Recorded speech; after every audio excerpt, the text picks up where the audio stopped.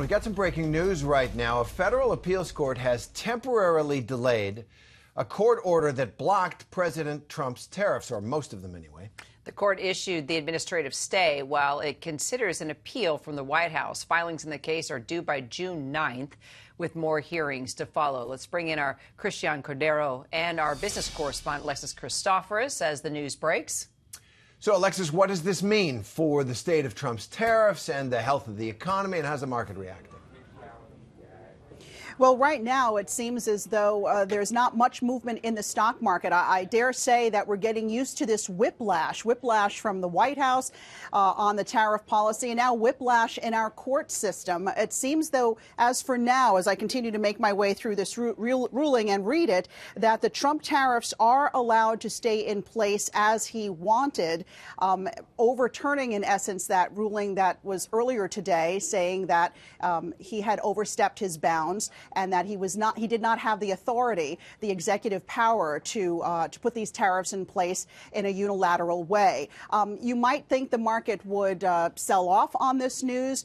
Quite the contrary. It's really more like the status quo. Stocks did rally early today on enthusiasm from that initial court ruling, and then really pared back most of those gains, realizing this is not the end of the trade war, realizing an appeal could actually work in the president's favor. And it seems that at least temporarily, that seems to be the case.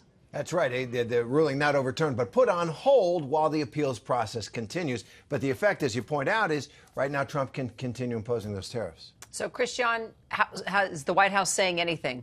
Well, this is exactly to what Terry and Alexis have been saying, Kira, what the White House has wanted, and they have done that in the paper trail over the past 24 hours or so, immediately appealing the ruling today, blasting the authority of the court, questioning whether it can even do this.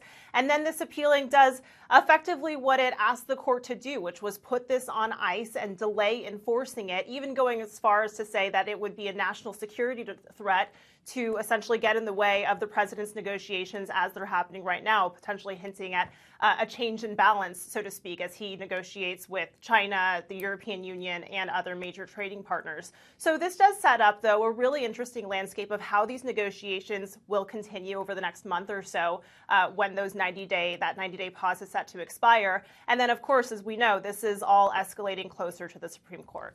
Yeah, that's a great point. I want to take to Alexis. What's up is down, what's down is up week by week. Tariffs in, tariffs blocked, tariffs levied, tariffs paused. Yeah, it's a lot of whiplash for the market. How is it responding?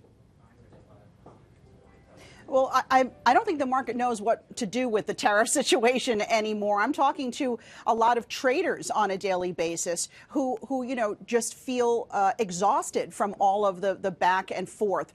They just don't know which way is up right now. So I can tell you that a lot of people on Wall Street from Vanguard and Fidelity, these large investment houses, are saying that the retail investor, meaning the small investor, seems to be sitting it out, that a lot of the activity we see going on in the day-to-day of the markets are these larger institutional traders, and that regular folks are just as confused about the tariff situation, and they're just sitting it out, choosing not to make any big moves in either direction while all of this plays out now in our court system. And we're just looking for some answers, Terry. We just can't seem to find them. All right. Catherine, Alexis, thank you both.